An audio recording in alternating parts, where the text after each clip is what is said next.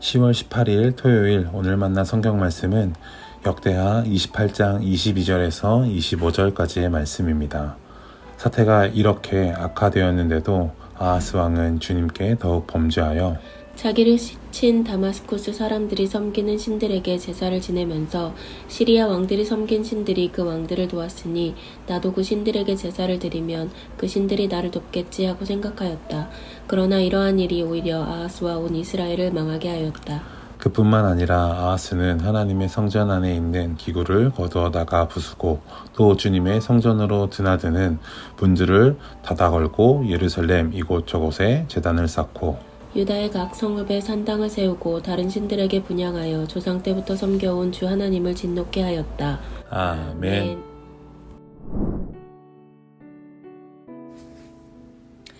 오늘 만나로 만나주시는 하나님을 기대합니다. 사람의 본성은 어려울 때 나타난다 라는 말이 있습니다. 말도 행동도 겉모습도 평소에는 얼마든지 꾸밀 수 있습니다. 하지만 진짜 모습은 위기의 순간에 드러나게 마련입니다. 인생에서 위기를 만나면 누구나 당황합니다. 지푸라기라도 잡는 심정이다 라는 말이 있죠. 마치 물에 빠진 사람이 손에 닿는 대로 아무거나 붙잡듯 애써보지만 때로는 그 선택이 오히려 더 곤란한 결과를 초래하곤 합니다. 오늘 본문에 등장하는 아하스 왕이 바로 그런 경우였습니다. 당시 북이스라엘과 아람 연합군이 남유다 왕국을 공격하면서 아하스 왕과 남유다는 큰 위기에 빠지고 말았습니다. 국가의 운명이 흔들리고 백성들은 두려움에 떨었습니다. 이럴 때 가장 중요한 것은 하나님을 의지하는 것이었습니다.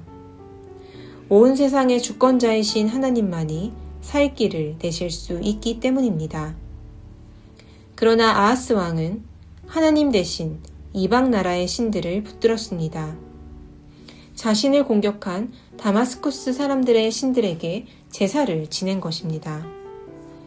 자신을 이긴 민족의 신들이 하나님보다 더 강하다고 생각했습니다.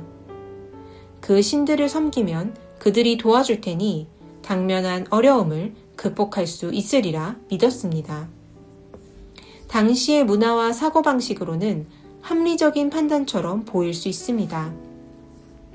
하지만 성경은 단호히 말합니다. 이러한 일이 오히려 아하스와 온 이스라엘을 망하게 하였다. 하나님은 이사야 선지자를 보내어 아하스 왕에게 말씀하셨습니다. 북이스라엘과 아람 연합군이 아무리 기세등등하게 나아올지라도 마치 타다가 만 두 부지깽이에서 연기가 나는 것과 다름없으니 두려워하거나 겁내지 말라고 말입니다. 그들이 어떤 계략을 꾸며도 성공하지 못할 것이라고 약속하셨습니다. 그러나 아하스는 그 말씀을 믿지 않았습니다. 그의 불신앙은 자신뿐 아니라 온 나라를 위기로 몰아넣었습니다. 이후 아하스 왕은 상황이 악화되었는데도 돌이키지 않았습니다. 도리어 자신의 잘못된 선택의 결과를 하나님 탓으로 돌렸습니다. 그는 성전 기구들을 부수고 성전 문을 폐쇄했습니다. 예루살렘 구석구석마다 신당을 세우고 우상을 섬겼습니다. 위기의 순간에 하나님께로 가까이 나아가는 대신 더욱 멀리 떠나 하나님의 진노를 자초했습니다. 사랑하는 성도 여러분, 본문의 아하스 왕의 모습을 보며 우리 자신을 돌아보길 원합니다. 누구나 평소에는 하나님께 기도하고 의지해야 함을 알고 있습니다. 그러나 막상 위기가 닥칠 때 우리가 의지하는 것은 무엇인가요? 돈이나 인맥, 여타 다른 요령이나 세상의 가르침을 붙들고 있진 않습니까? 사람들이 소리 높여 떠드는 성공의 비결이나 일확천금의 비법에 현혹되진 않습니까? 사람은 누구나 본능적으로 눈에 보이는 것, 당장 손에 잡히는 것을 의지하려 합니다. 그러나 그럴 때일수록 오직 하나님께만 의지해야 합니다. 삶의 위기가 닥치는 바로 그 순간이 바로 우리의 신앙이 성장하고 단단해지는 기회입니다. 위기를 기회로 만들기 위해서는 평안할 때 하나님을 찾는 습관을 길러야 합니다. 오늘날 우리는 더 이상 하나님을 만나기 위해 성전까지 찾아가거나 희생제사를 치를 필요가 없습니다. 언제 어디서나 기도하고 말씀을 묵상하면서 우리와 함께 계신 하나님을 만날 수 있습니다.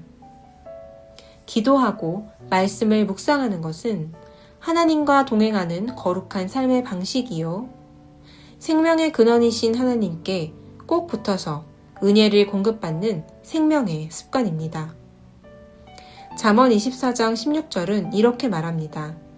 의인은 7번을 넘어지더라도 다시 일어나지만 악인은 재앙을 만나면 망한다. 성경은 의인에게도 어려움이 올 수 있다고 말합니다. 하지만 하나님을 의지하는 사람은 넘어져도 다시 일어설 수 있습니다. 하나님이 그를 붙드셔서 다시 일으켜 주시기 때문입니다.